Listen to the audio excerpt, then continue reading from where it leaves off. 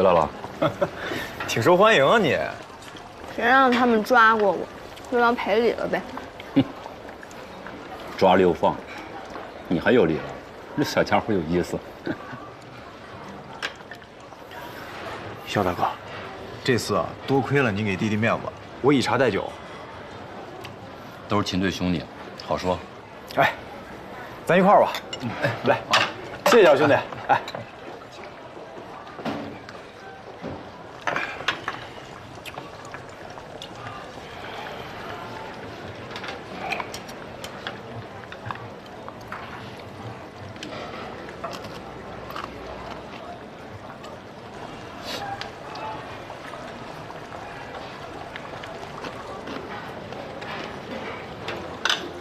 我去结账。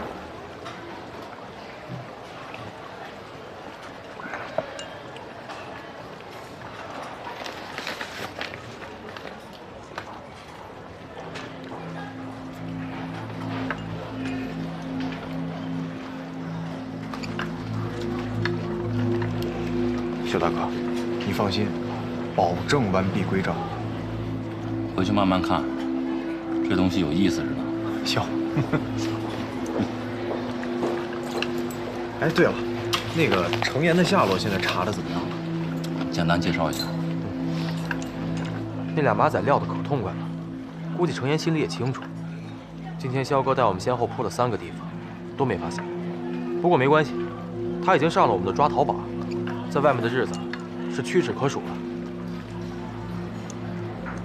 第一次南沙团巧，第2次明泽巧，在我手里没有人能逃出第3次。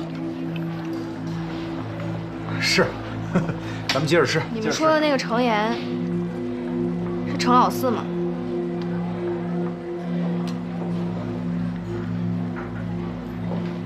我也许能找人问问看。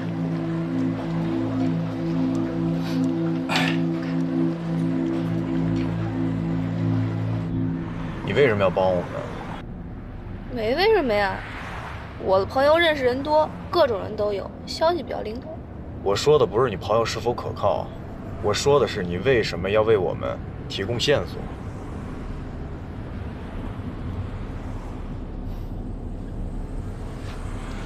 我哥的事儿，这程岩一定搞了什么鬼，才会害死我哥，也害死了你们的人。我以为你就是想杀了秦退，替你哥报仇呢。其实我根本不知道到底是不是他开枪杀了我哥，就算是，那我也要搞清楚，到底是谁把我哥推到枪口前面。别动！他妈跟秦池说，赶紧把枪序列号给我，再跟我耍滑头，我把录音交给你们纪委，听见没有？如果最后你发现程岩跟秦队是一伙的呢？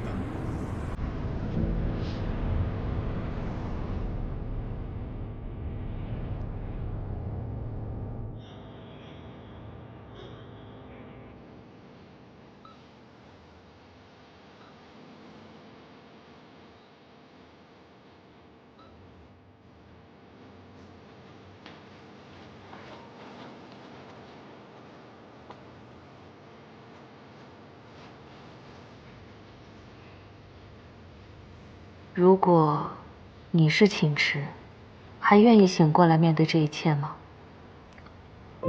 我不是他，但是我希望他醒过来，面对他应该面对的。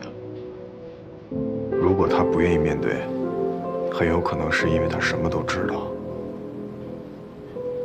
那我就说不清楚这意味着什么了。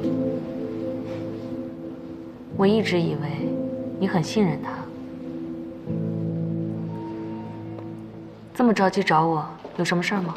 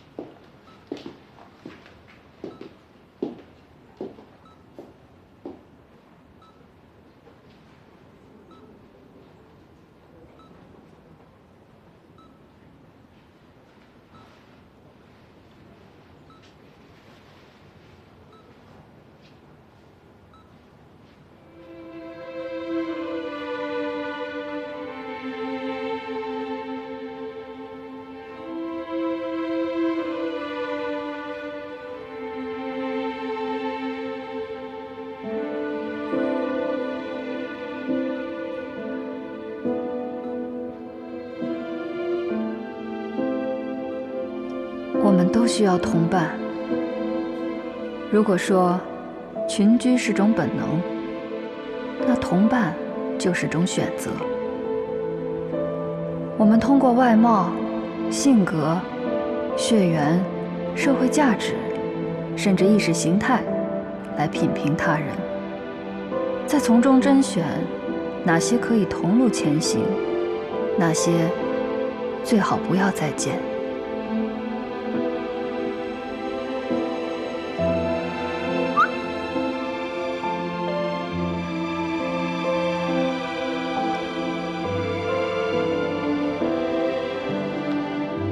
可以在一起的，殊途也能同归；合不来的，还是算了。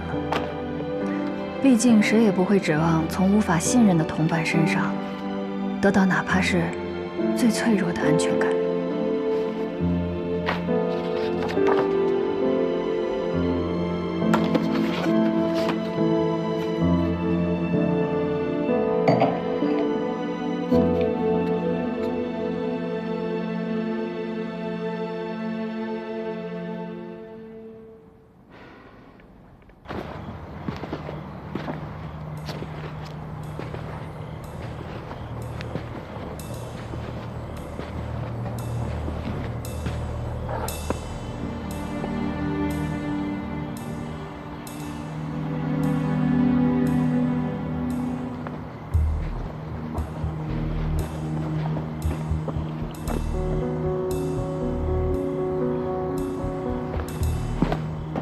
我觉得应该是身边的人。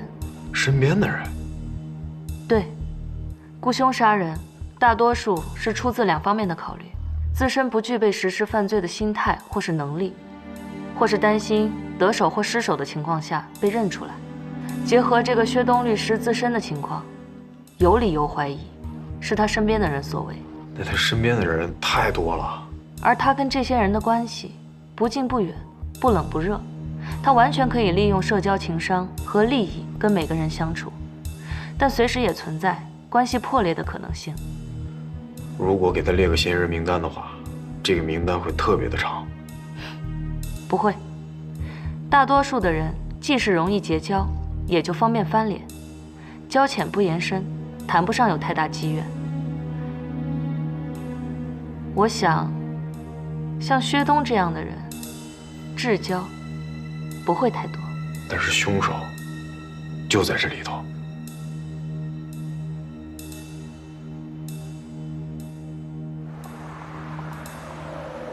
鉴于被告提出管辖异议，本庭需要合议。原告在15日内可以对被告的异议进行书面答辩。现在休庭。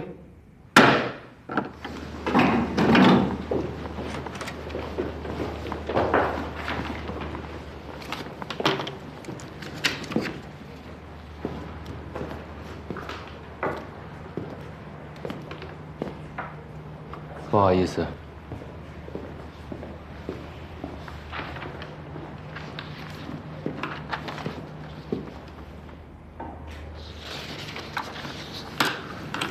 谢谢。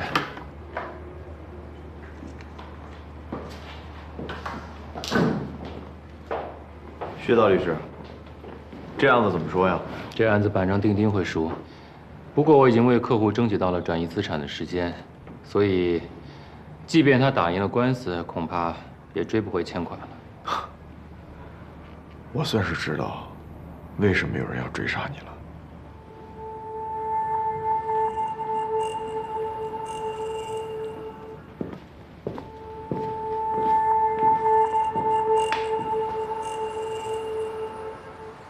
你现在算是酒劲缓过来了吧？自家兄弟喝高了，闹离析，这很正常。玩笑开过了嘛？哎，幸好你没给我打破相啊！破相了，我可饶不了你。行了，没事了啊，这事儿都过去了。哎呀，幸好你这个大人物不跟我一般计较。这儿。哎呀，好兄弟，来，保重。你也是。好。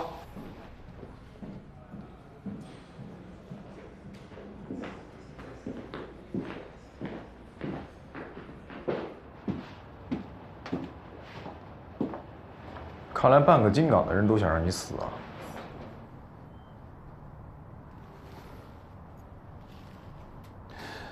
陆警官让我提供潜在的嫌疑对象，从逻辑角度上来讲，除非这些是跟我有大冤大仇的人，或者是想从我的死亡当中获取利益的人，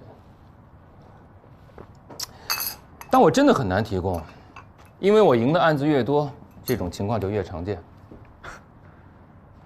你这是在变相的夸你自己吗？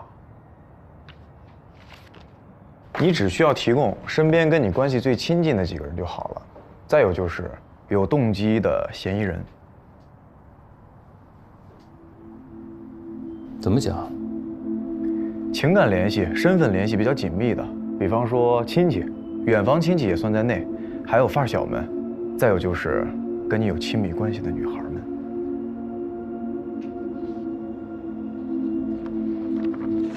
不可能，这不符合逻辑。这要都符合逻辑，这案子早就破了。换句话说，你有可能早就挂了。陆警官，小陆警官，我觉得我要跟你说一下我的身世。我父母去世得很早，一直就是我一个人。我的远房亲戚跟我没有任何联系，能够真正跟我称得上是发小的也就2个人。一个在澳大利亚开农场，一个是你见过的老高。老高，我刚帮他打赢官司，救了他的公司，他不可能这么快就卸磨杀驴。至于你说的那些女性朋友，跟我没有婚姻关系，没有遗赠关系，更不存在保险受益人关系。他们如果真想从我这得到什么好处，最好的办法是嫁给我，而不是杀了我。这样，我帮你梳理一下你的推理逻辑。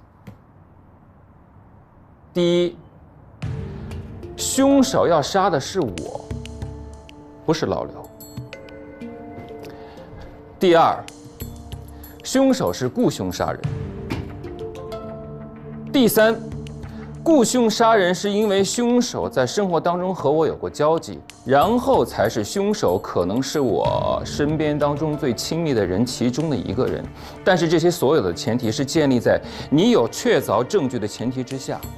可现在这些所有的都是你的猜测，你没有任何证据可以去支持，所以你的这种办案方式是值得商榷的。薛大律师，怎么办案就不需要你来教我了。还有你那个澳大利亚的发小，把他的身份信息告诉我。再有就是，把近期所有跟你有暧昧关系的女孩名单列给我。对了，如果你死了，排在第一顺列位的是哪个或哪几个亲戚会来继承你的遗产，也告诉我，咱们挨个排查。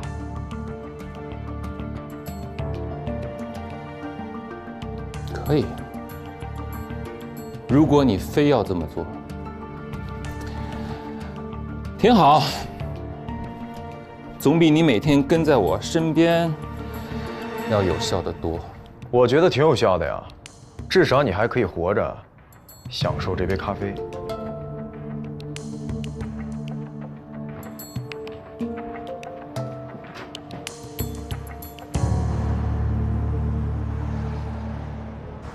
这怎么连张 CD 都没有啊？你是第一次坐他的车吗？听广播吧。那还不如我自己唱。哎，对了，这儿自己拿。什么呀？哦，你还有这种藏货呢？这不是你提的要求吗？秦队特意嘱咐我，让我帮你要的。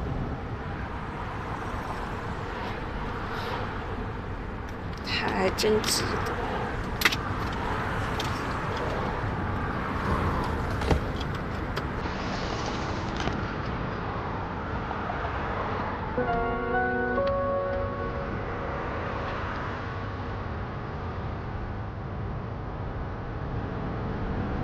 还行吧。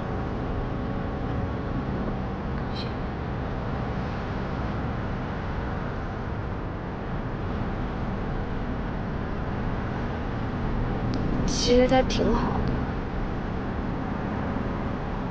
也许吧。他们不会是一伙的。什么？你之前不是问过我，如果秦芝和程岩是一伙的怎么办吗？我觉得不会，他们完全就是2种人。那是因为他现在对你好，所以你觉得他一定是好人。不只是对我好，我就没见过他对谁不好。那是现在，至于以前是什么样，不好说。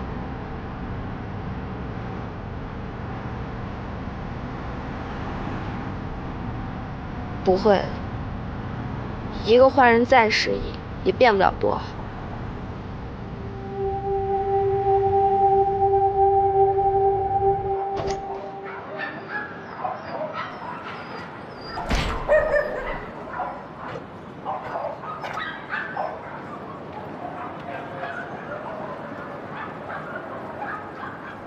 警察，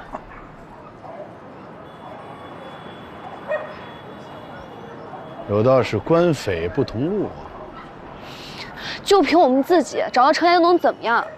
你砍死他吗？啊！我哥没了，我不能再把你也给搭进去。总之，我跟你说，我不想跟这个小民警谈。要谈可以，让那个秦池来找我。胡一彪行吗？秦队住院了，来不了。谈的话，要么我，要么他。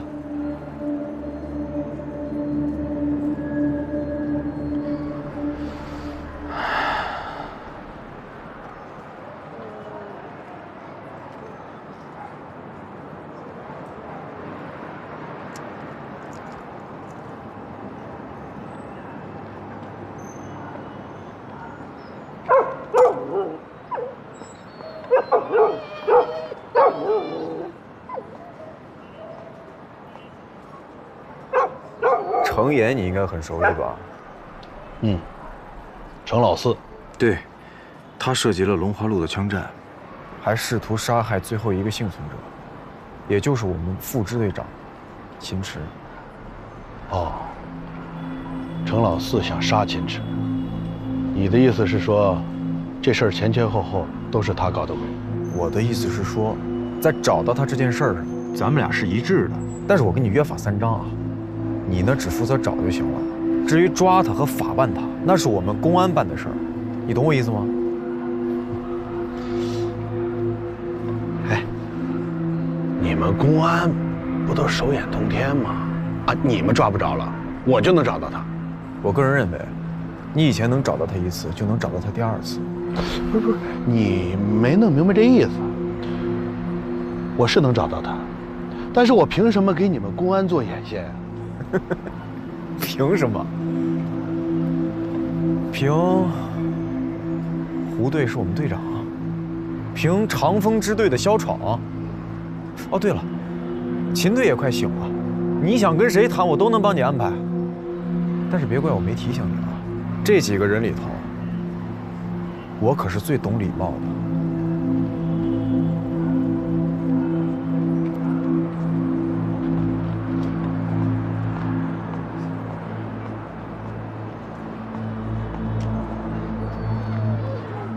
我提前跟你约法三章啊，我问话也是办案，你别老跟着我。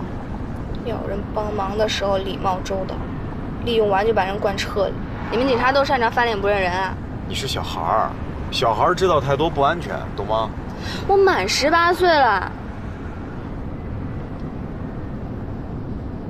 哎，对了，这个鹏鹏为什么这么怕胡一彪啊？我感觉我一提胡一彪的名字，他整个人都不对了。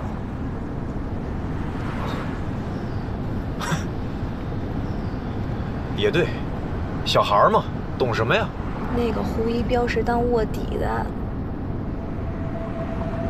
卧底？啊？你怎么知道的？鹏鹏说过，当初控制整个四川地区的客运、货运和汽配，都是一个姓刘的大哥。其中呢，罩着金港这块的是马爷。那个胡一彪啊，很早以前就一直跟着马爷。有一次，马爷得罪了刘老大。那姓胡的为了救马爷，就自己剁掉了3节手指头。刘老大这才把马爷放。从此以后呀，那姓胡的就成了马爷的心腹。可谁知道，其实他是个卧底。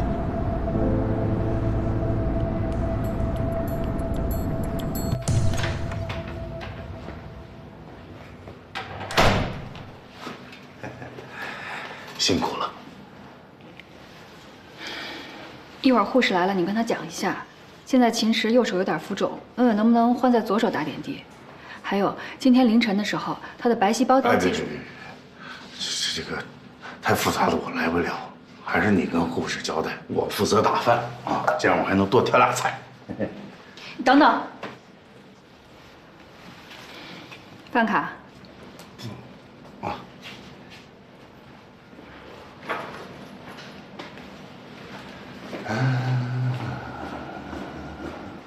你好。哎，你好。哎。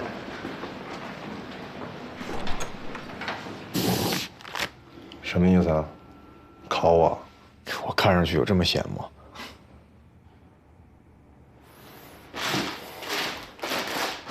仿 M92，握把贴片是定制的，看，扳机也掰了，这分量肯定没装弹夹。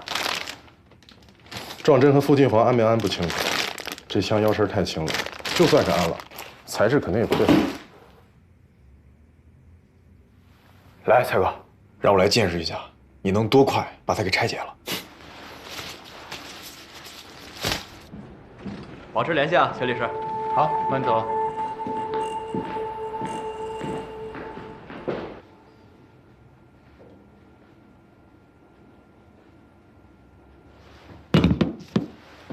蔡哥，这还能装回去吗？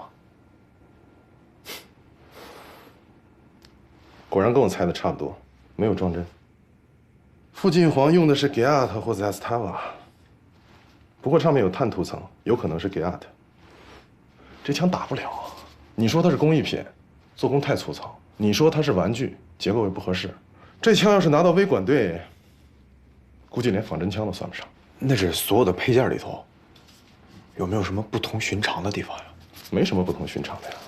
传这个东西的人啊，肯定是个行家，所有的件儿用的都很合适。那如果说啊，咱们把这个扳机给它换上能用的，撞针安上，它是不是就可以正常激发了呀？我不是跟你说过了吗？所有的件儿都是仿的，有些甚至都是自制的。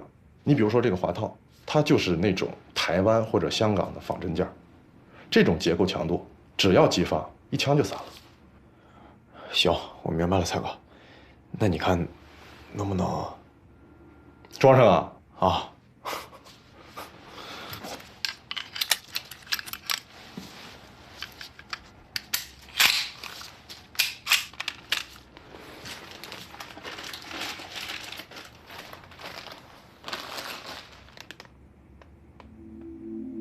他妈跟秦池说，赶紧把枪序列号给我，再跟我耍滑头，我把录音交给你们纪委，听见没有？蔡哥，这个序列号被磨掉了，你说有没有一种可能哈？就是说，这个枪上的件儿是从某把真枪上替换过来的？绝对没有这种可能，全枪都是替换件儿，抹掉序列号纯属脱裤子放屁。你要说这有什么不同寻常，我就是挺奇怪，为什么会有这样一个行家去传这么个破烂玩意儿出来？就说，我得尽快还给常博。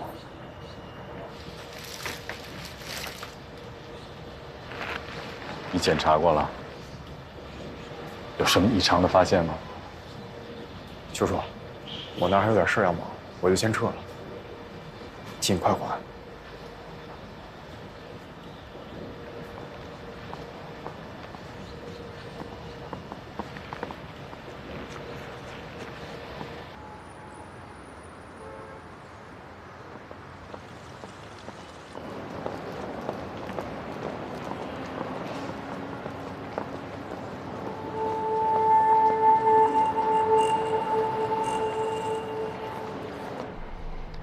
排在第1和第2顺列继承位的人确实已经不在了，现在呢就只剩下你那个表叔，他人在新加坡，连中文都不会讲，所以我觉得可能性不大，我就把他排除了。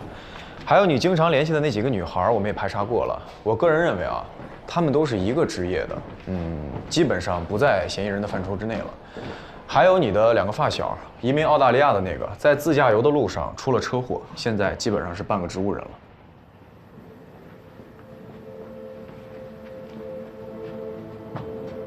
堂成植物人了，他还能醒过来吗？这是你发小，你问我呀。再有就是那个高谭胜，虽然你刚刚帮他打赢了一场官司，还帮他省去了1000多万的损失，但是我发现他好像还欠你200万的代理费没给你呢。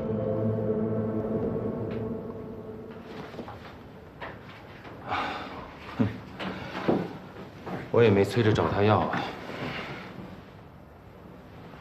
你觉着像老高这种人，会为了区200万来杀人吗？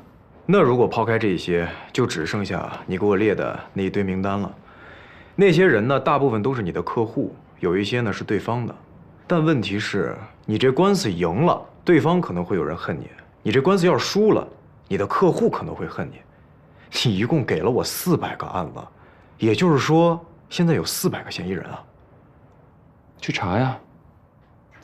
我相信你们总有办法来筛查的。我们现在已经筛查了大半部分了，但是我个人觉得，真正的嫌疑人并不在这里面。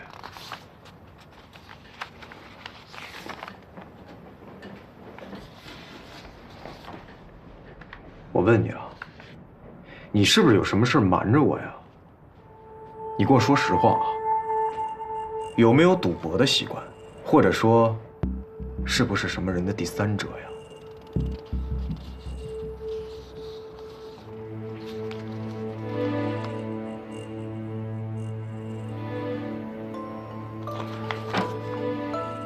今年夏天，我在南三环开车的时候撞死了一只流浪狗。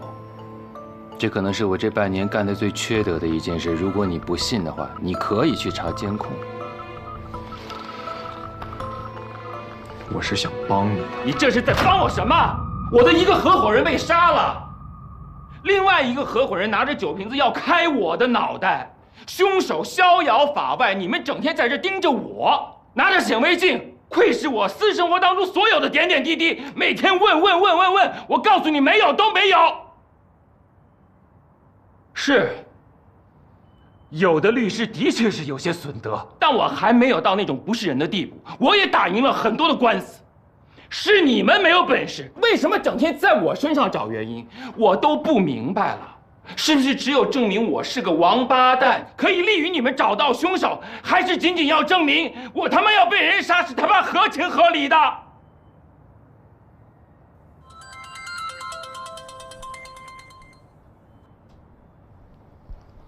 喂，我在出外勤呢。你怎么知道我在这儿啊？行。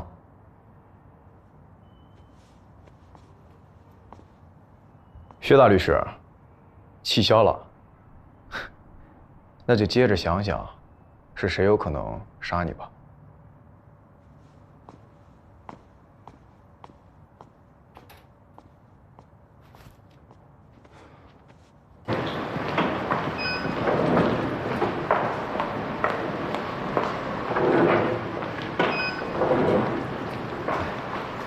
你怎么找到这儿来了？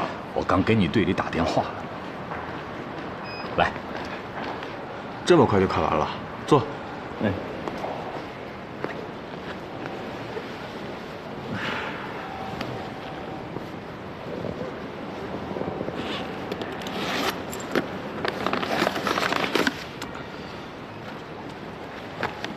之前，秦池从总队物证那里拿到过高吉来在龙华路仓库用过的那一把 PT-92，也就是这个复制品的原型。然后在一间糖花室里，他拆解了高吉来的那把枪，并且用手机对每一个零部件进行了全方位的拍照，最后他还原了枪支之后，归还给了物证。也就是说，这个东西有可能是秦队自己传出来的，对吧？可问题是，他又把这个复制品交到了陈岩手上，是为什么呢？我不知道，但是我找专门的人问了，就这个复制品，它就是个样子货，根本就没有任何实质性的作用。还有啊，前一段时间秦队的手机不是在我这儿吗？我接到了几次程岩的电话，他们一直都有联系。上次我们抓捕程岩的时候，我跟他照过面。这个程岩其实是有事要挟他的。要挟他？高起来的枪？不是，应该是一段录音。什么录音？我没听过，但听他那意思是要秦队拿一个序列号去换那个录音。是这把枪的序列号吗？我说不好。程岩，陆英，秦池，高起来的枪。看来，问题的关键还是秦池啊。不对呀，秦队他怎么可以从市局总队的物证里头把高起来的枪拿出来呢？按照规章制度，他是不可以触碰这堆物证的呀。也许有人想帮他。是谁呀？想知道实情的人吧。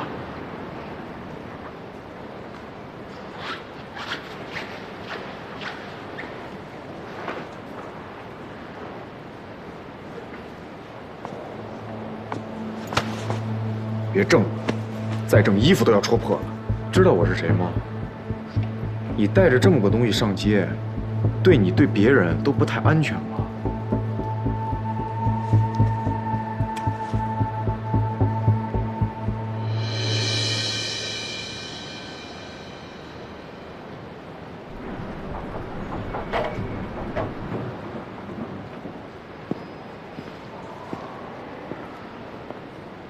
洪先生，官司不是赢了吗？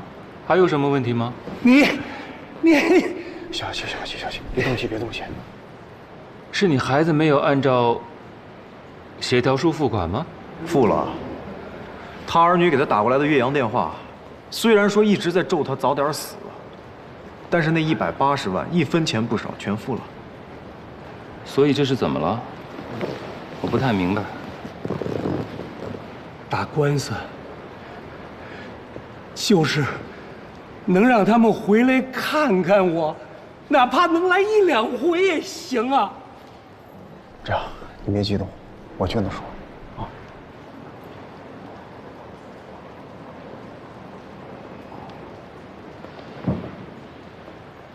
半年之前查出来肝癌晚期，现在的身体呢不太适合做手术，医生的意思是时日不多了。我儿子打电话过来骂我，说的什么死要钱是吧？行，就当提前给你烧纸钱了。我老伴儿已经不在了，你这么一闹，我除了孤独的等死，我还能有什么呀？啊，等等，洪先生，我要告诉你，我是在你给我的特别受理的范围之内，尽责地完成了我的本职工作，对吗？而且对方也已经付款了。所以说，无论从诉讼本身还是实际的结果，我的工作都是无可挑剔的。你凭什么觉得钱能代替？好了，不是你到底想要说什么？你想要干什么？想要干什么？我发现他的时候，他一个人坐在这儿，拿把刀。你说他想干什么呀？你先坐下啊，别生气，慢点啊。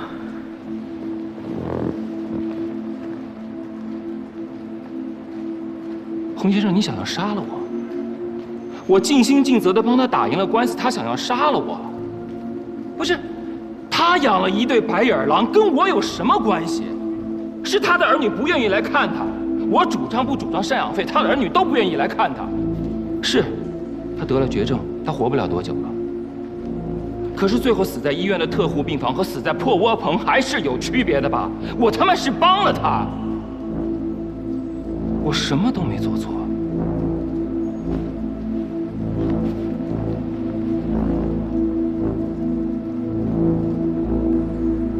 这几天辛苦你们了，任务结束了，你们先回去吧。哎，什么意思啊？不是说不是那老头干的吗？对啊，就以他那腿脚，走路都成问题。那你为什么把人给撤了？反正你也不喜欢我们公安人员跟着你，处处行动受限制。现在不挺好的吗？没人影响你到处约那些姑娘了。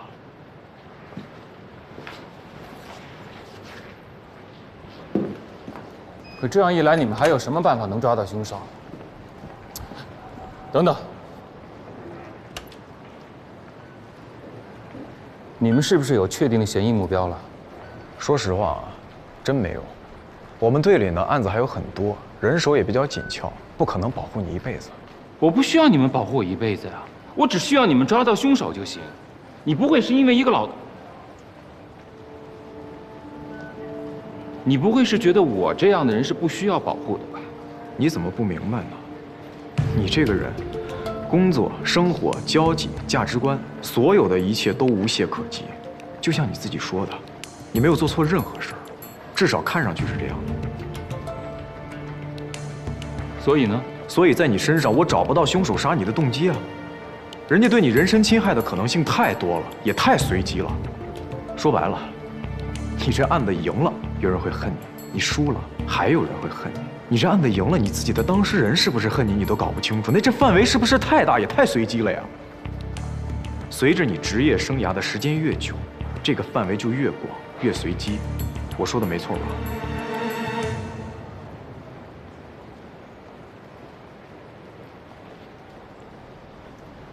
如果因为你们把人撤走导致我出现什么问题，你们就是渎职。那你想太多了。在我们的办案程序里头就没有全天保护这一项，而且说句难听的，如果那天真的来了，你也早就挂了。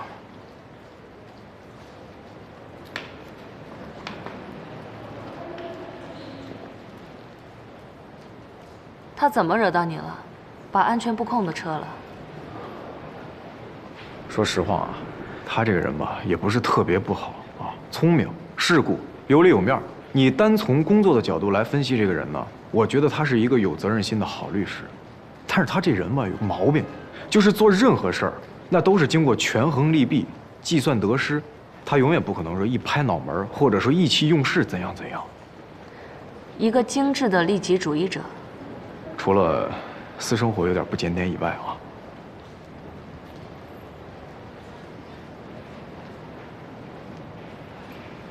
你希望我能为他做些什么？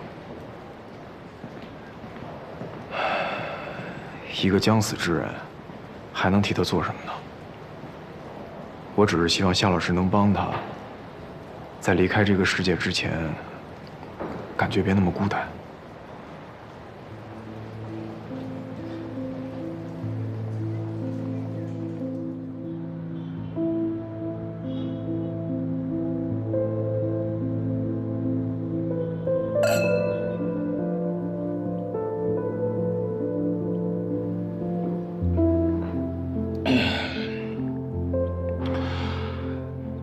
当事人不领情，合伙人不同心。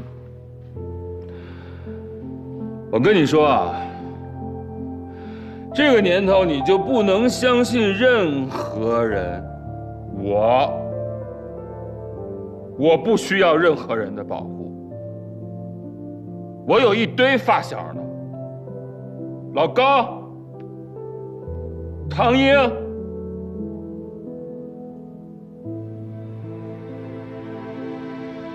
唐英，你说这孙子啊，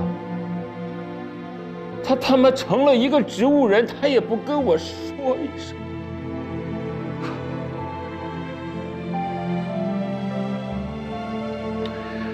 不说这些了，不说了，宝贝儿，宝贝儿，幸好还有你，啊，有你陪着我，来喝酒。哼，喝多了你。哎呀，哎。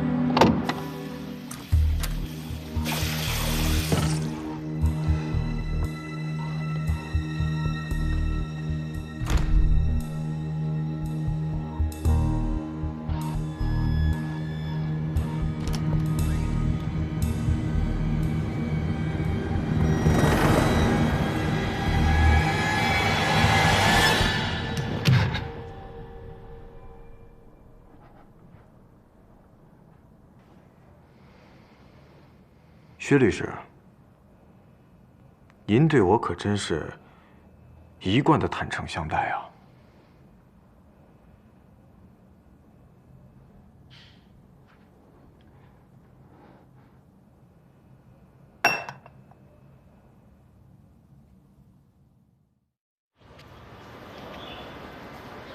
你们是不是弄错了？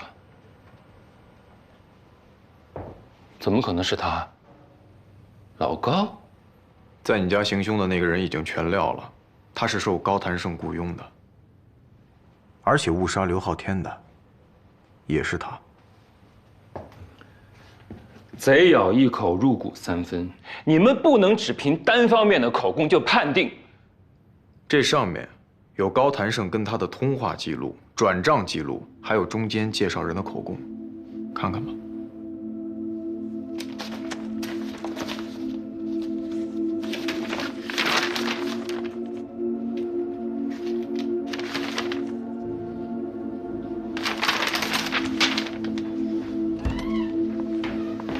陆哥，凉了。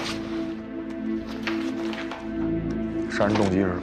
他说，刚开始请薛律师处理这个案子的时候，底下人都说300万的代理费实在是太贵了，还有人开玩笑说呢，花钱买条人命不也就50万吗？后来等法院快判的时候，他还欠200万的代理费呢，再加上公司缺口比较大，所以干脆就怎么着都能省150万。我觉得这就是典型的谋财害命。谋财害命，150万，就为了150万？我跟老高是从小到大的交情，怎么可能就值150万？你们一定是弄错了，不可能是他。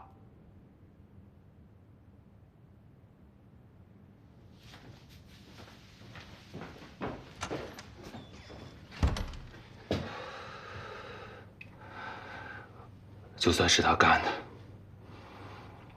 也不可能是为了这俩糟钱。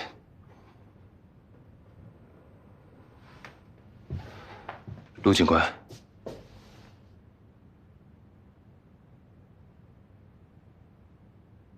我想见见他。真没想到你会来见我。事已至此，我没什么好说的。咱俩几乎算是穿着一条裤子长大的好兄弟。这些年，我交集的朋友很多，能够称得上是好朋友的就1、2个，而你，绝对是那一个。别在那儿假惺惺的了。我真的不明白你为什么要这么做。为什么为了100、200万要这么做？这不是一个大数目，我没催着你还，对吗？我不明白。你刚才说咱俩是好兄弟、好朋友是吧，薛大律师？你把我当你的真朋友吗？没错，这个事儿是为了钱，但不是因为钱。你还记得这个案子刚开始的时候，你来我办公室吗？我希望你们能快点。对呀，做生意实现诚信嘛，对不对？啊，行，我回头再给你打电话啊。怎么样？厅里已经打过招呼了，案子肯定能解决，下周就能出裁定。这个事情关系到我们公司存亡啊！哎，这4个人如果不解决的话，那后面拆迁户都跟上来了，我都得赔，我倾家荡产也赔不起啊！一帮刁民，有什么解决不了的？有我在，放心吧。东子，我就说，只要你出马，没有摆不平的事儿。跟你商量个事儿啊，说，最近吧，我们公司这个资金缺口有点大，代理费这方面能不能给优惠优惠？那可不行，咱得按规矩办啊。等你有了再给我。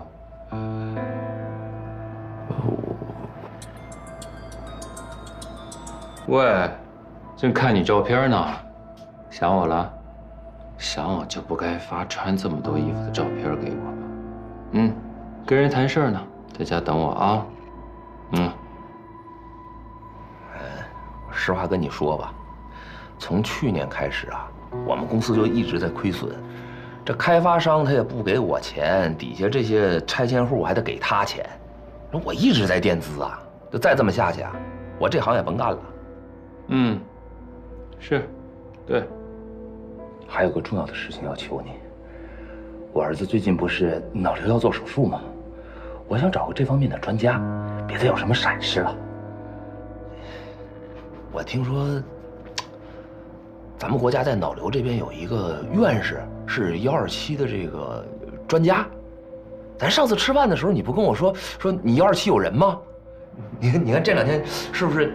我码个局，你把人叫出来，咱们认识认识。没问题啊。白雪说荷塘月色来了批新货，看这照片成色不错啊。哪天咱们去看看？我请你。你没钱。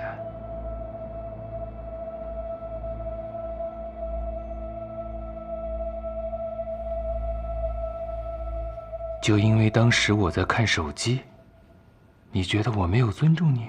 你这种人啊，这辈子都想不明白。你可以在上车之前给女士开门，因为那样你显得绅士；你在吃饭的中间提前出去买单，因为那样你显得大方；甚至是你告诉我，我可以暂缓给你律师费，因为那样你很仗义。这么多年，你做的这一切都像是一场秀，你拿着这些装扮着自己，好让自己变成你想让我们看到的那个样子。尽管我们所有人都知道你那是装的，因为在你心里从来就没有瞧得起任何人。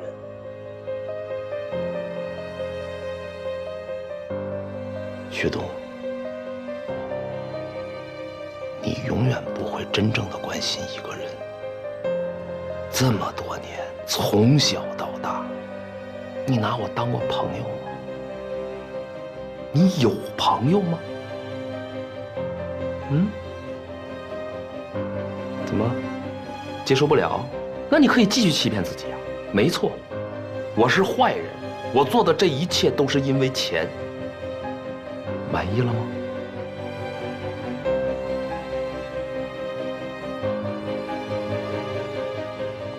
好，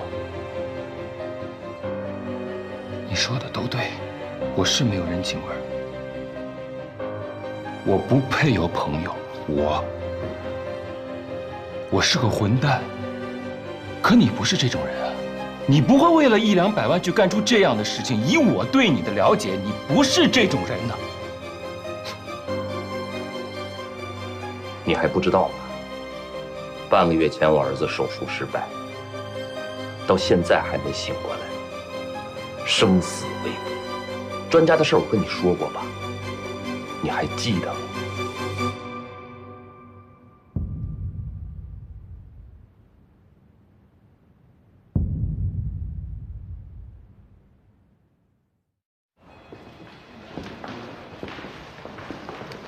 不用送了，我知道出去的路。薛律师，其实我理解你的感受。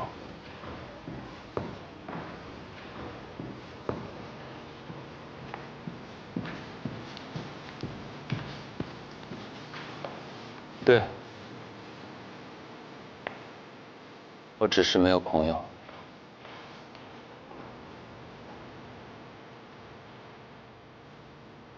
好奇怪。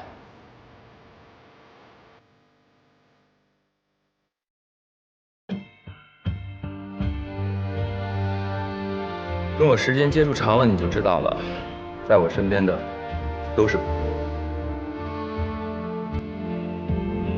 你知道吗？干我们这行，往往会结交到很多朋友，但同时也会树立很多的敌人，而这两者的数量几乎是差不多的。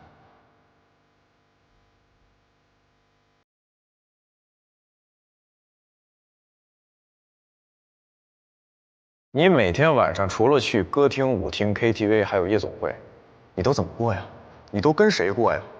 你今天一天接的电话我可都听了，不是法官就是你的客户，要么就是带着你吃喝嫖赌的那帮狐朋狗友。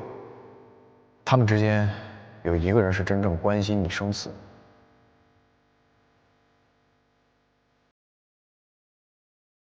那小女孩你看见了吗？最起码人家还有条狗惦记。你呢？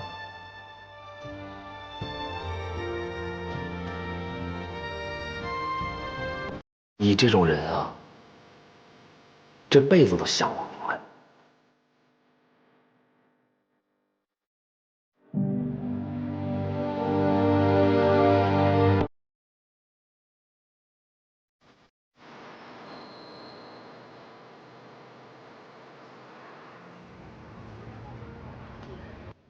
之前我一直告诫自己，要做一个尽职尽责的好督察。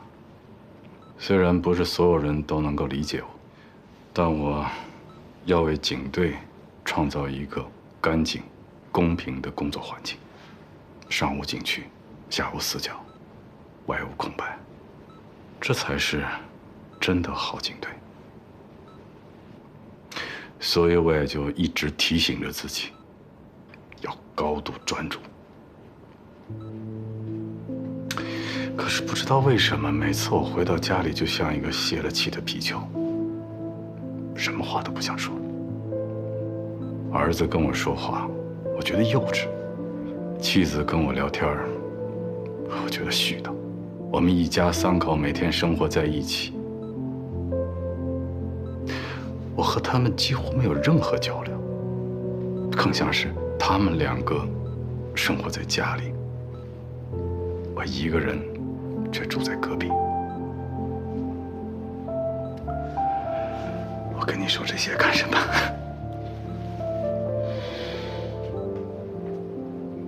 我明白。以前您老说我跟他这个婚离得不明不白的，其实后来我也经常问自己，到底是因为什么冲突，哪一次矛盾，导致了最后分开的结果？反正人都会变吧，都是日积月累的结果。他变了，我也变了，慢慢的就没法在一起了。梁局，您放心，整个我们这季度结案率一定把他们其他人都压下去，啊，长风就不在话下呀。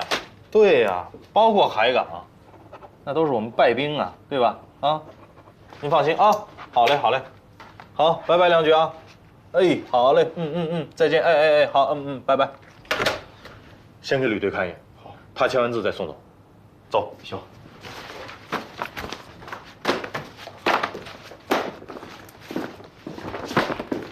这给季真，拿一个徽纸回来，这个只给孙队看一眼。好啊，走。剩下这个给赵处长。啊，走吧，走吧。另外所有的人10分钟以后到我这开会啊，10分钟。我不跟你说了吗？有事你给我打电话就行了，你为什么还要来一趟呢？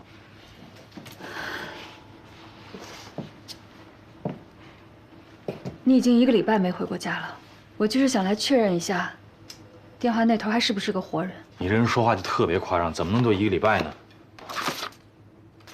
你看，我给你算日子啊，我是7号、8、9、10，8天了，特别忙。现在全队上下在搞这个结案率的问题，上面压力太大了。20号之前，所有人都得玩命，不光是我回不了家。你问问哪个人回去了？我是中队长，他们不回去，我回得去吗？对吧？这东西算绩效的，你知道吗？政治部刘哥跟我吃饭的时候，专门跟我说过最近的形势。我叫你回趟家，影响你升官了是吧？我记得你们刚结婚那会儿，你过得挺开心的，甚至你们为了小日子，影响到了工作。后来慢慢的，你平衡好了工作和家庭，把更多的时间放在了工作上。我以为是你们俩协调好了两者之间的关系呢。其实根本没有协调好，是我们2个的感情出了问题。本来我以为，过了激情阶段，最后婚姻总是会回归平淡。再加上我们俩都是干公安的，聚少离多，那也正常啊。你们之间有别的问题吧？什么？我们一共也没结婚几年，应该都还没来得及搞外遇呢。我不是这个意思。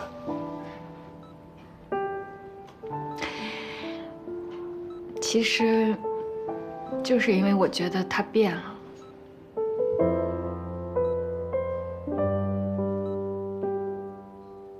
我尽快回家啊。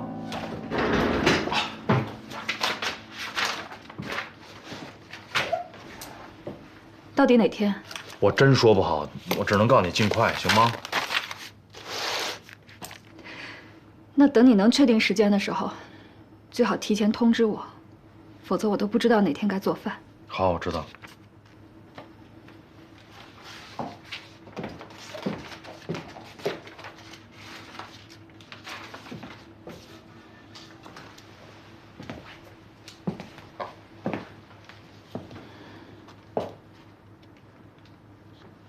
他死了。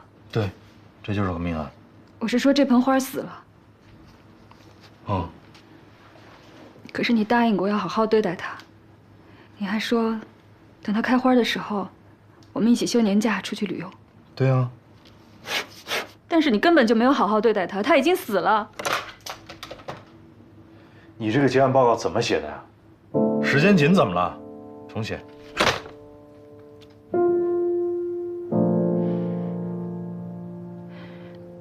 你下次回家的时候，不一定能看见我了。好的。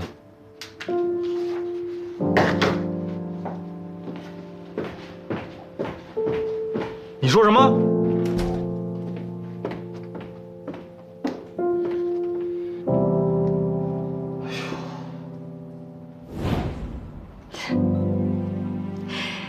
就因为这种鸡毛蒜皮的小事儿，是不是挺幼稚的？不是小事，从来就不是小事。你看，你现在不还是愿意守在他身旁？应了那句老话：“一日夫妻百日恩。”不，这是因为他又变了。什么意思？我觉得他受伤以后，好像又变回原来的那个秦池了。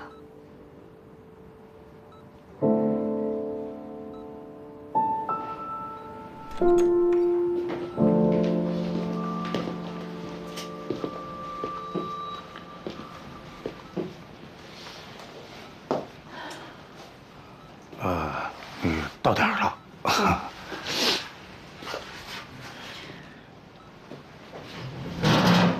今天你得多打一份饭。邱老师，你中午想吃什么？我吃什么都可以。啊，他也在这吃。啊。想吃什么自个儿打。哎，我自己去打。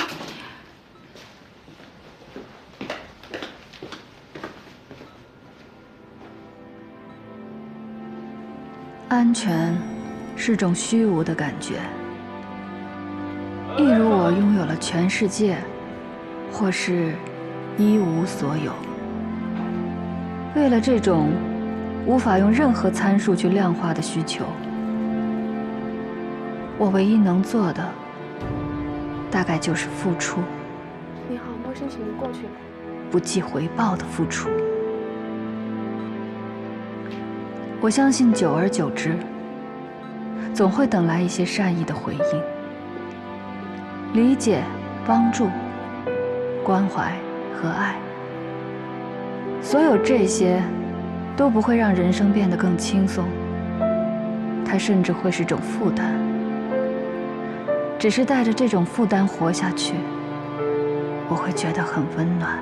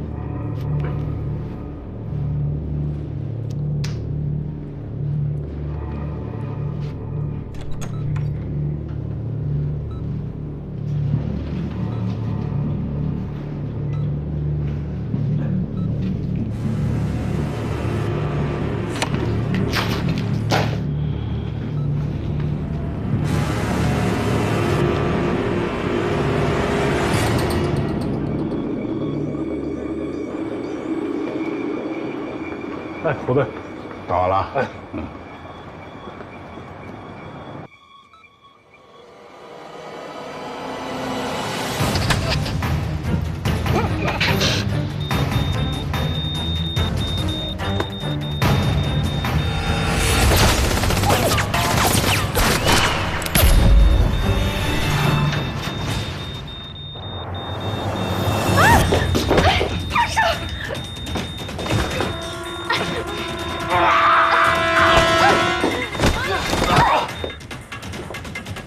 人呢？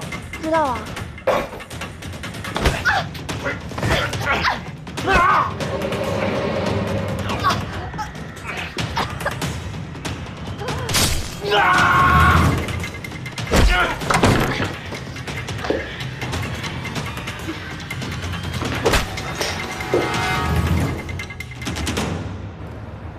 哎，你先上去，我出几趟。啊。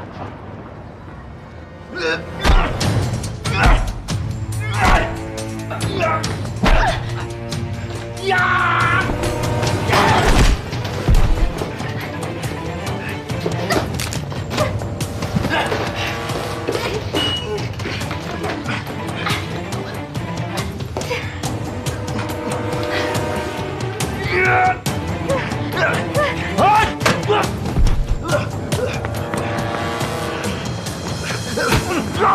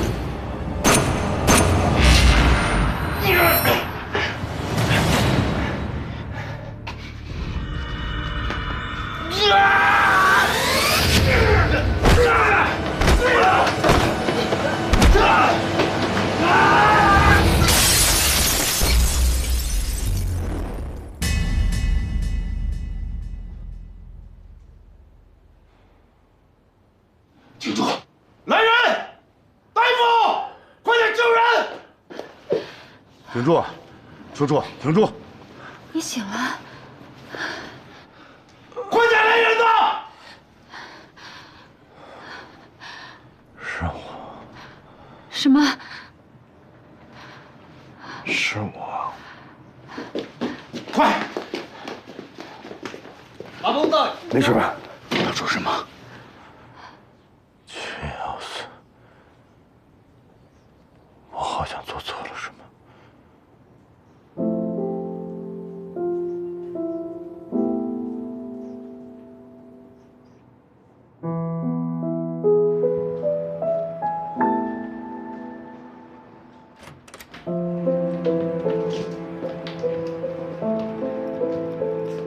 我害怕简单，也害怕沉默。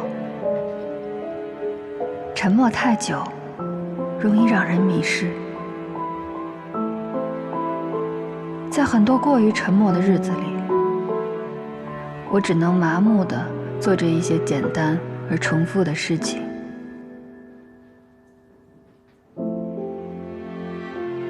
以为这样就能忽略那些来自心底的呼喊。但其实，他们像无数只大手，撕扯着我表面的沉默。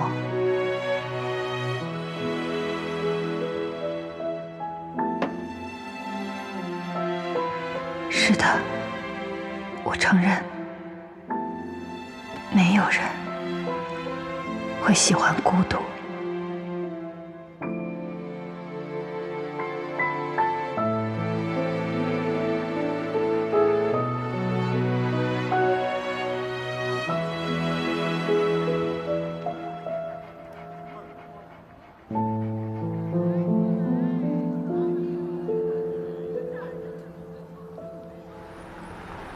当时嫌疑人背对着，就在那个窗台下面靠墙呢。我一看这10万火急，人命关天呀，我就赶紧上去抽起他怀土，哎，就给压。嫌疑人送下去了。干得好，多亏了胡一彪同志及时赶到，保护了秦直和在场公安人员以及群众的人身安全。这些年来，胡一彪同志一直战斗在第一线，完成了数次重要的任务，而且做出了巨大的牺牲。我们下一步的工作重点就是保证秦直同志的安全。住手！住手！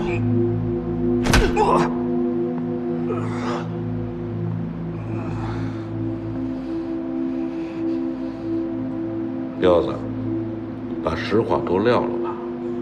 要不是刘老大那事儿，你剁了自己的手指头，救了我，否则你现在早是个死人了。虽说官匪是对头，可我马延安不是个不讲理的人呐。就算有真凭实据，我愿意给你一次机会。你有个大粑粑，马爷，我操你祖宗！二死一样！马爷，住手！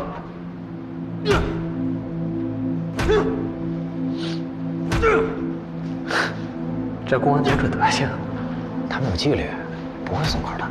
你反正咱现在有证据，你不如给他来个干脆的。彪子说的没错，你就是个大粑粑。那西郊的兄弟可都说了，谁说了我就得除掉一个兄弟？照这样下去，我快成光杆司令了。嘱咐他们下手注点意，只要彪子没料，别伤及他性命。最后要是让我查出来是你故意撬的，老子要你的命！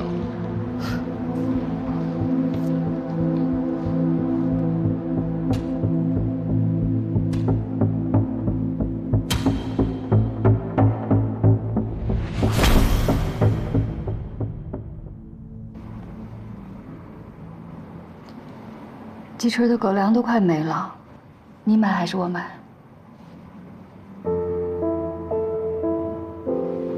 邱东阳怎么样？医生说那一刀刚好避开了颈动脉，也算是个奇迹了。估计过些天就能出院了。我想起来了，714仓库那天，是我，好像做错了什么。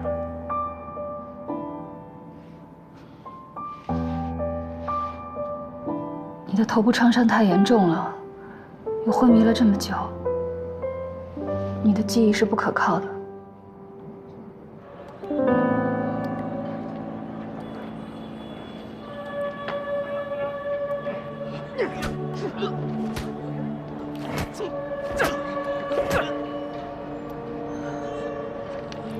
哎，你要是敢骗老子，我还来找你。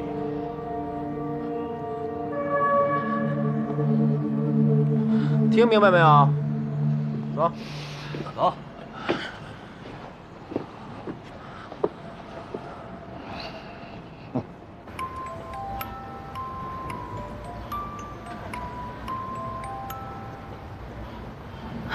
干嘛？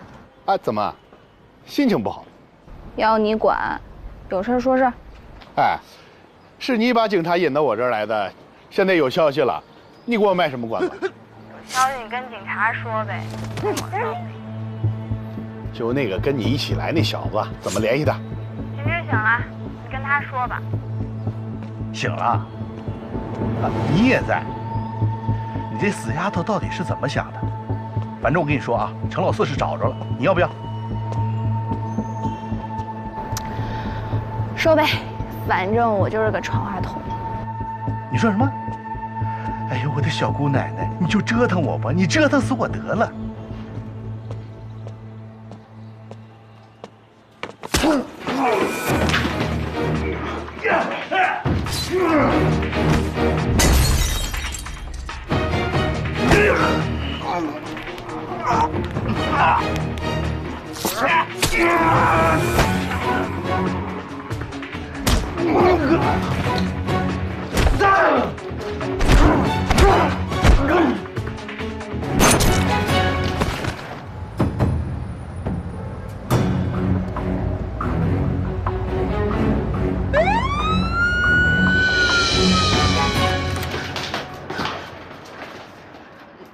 那个鹏鹏，不是我跟鹏鹏打电话，电话中断了，那个有枪响，快去救他，快呀！你把鹏鹏电话给我，我让人做手机定位。秦师，你要干什么去？医生说你现在必须得休息。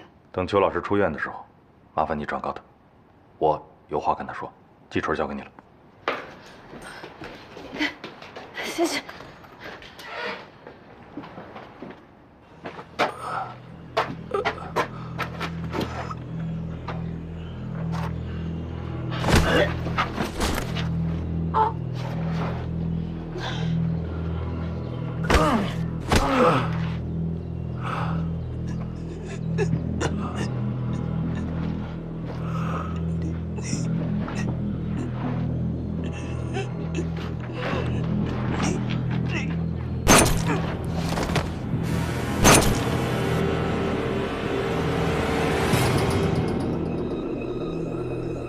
老老实实认命，总比连累一家老小好。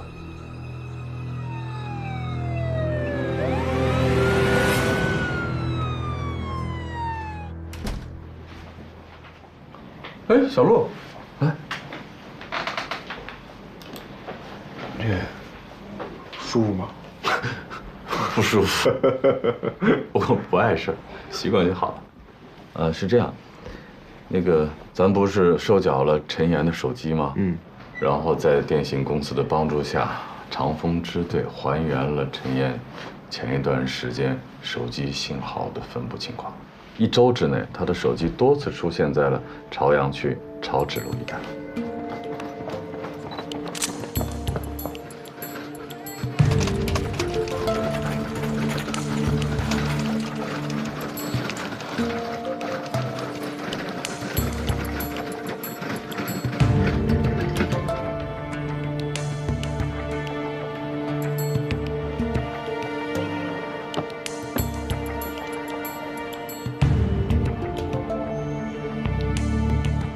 不对。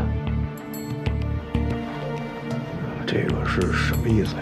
技术处告诉我，这个就是手机信号断断续续的意思。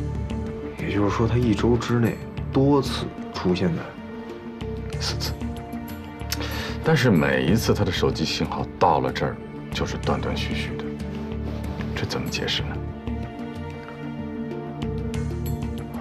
你看啊，他这手机信号1周之内有4次出现在这地方，而且还断断续续的。我分析啊，他应该是去了一个信号不好的地方，就类似于是什么地下室啊之类的。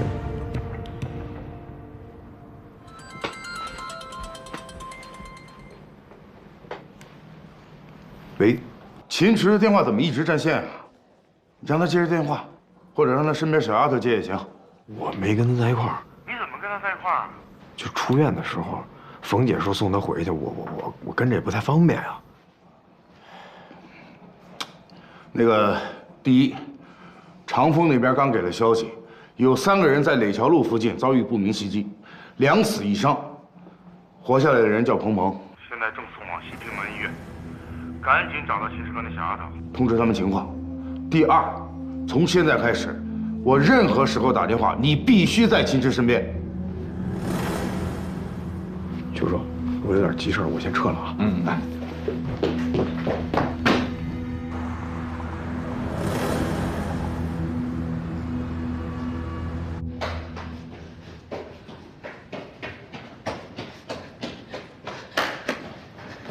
看看，啊，里边。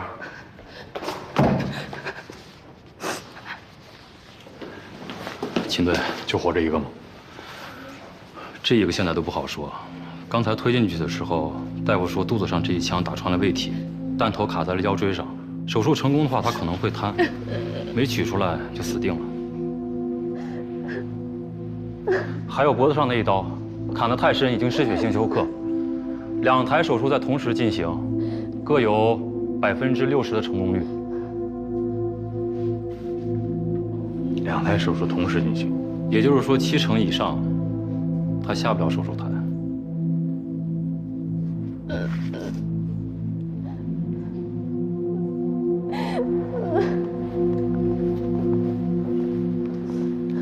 知道什么原因引起的吗？不清楚。我和关队是恰巧在附近，听到枪声，我赶到的时候看到枪手正在补枪，我开了3枪，但是他们俩离得太近，地方又狭窄，我就没敢打。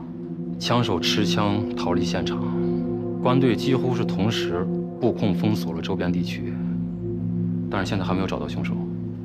凶手就1个人？老手啊，1对3。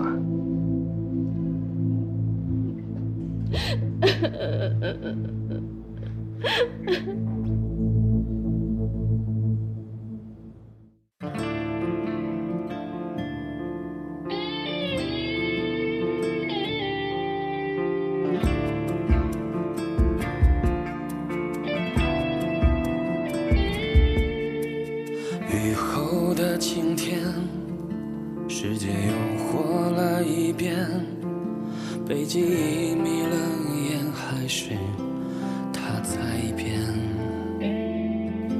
梦见熟悉的脸，来自陌生的从前，有个崭新的我，对过去说抱歉。那难过的事，在心里又撕一遍，请学会提前悼念，将失去的每个瞬间，在时间转一圈，能纠正多少誓言？这个我是谁？是否只比昨天老一点？心里头死去的少年，今天又重生在起点。面对时过境迁，走一遍已忘言。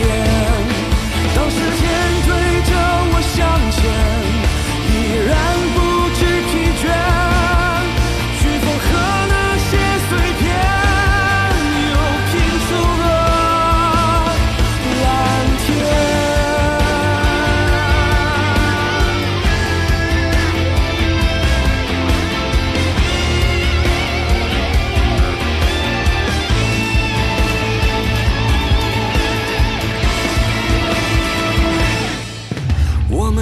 就不能幸免。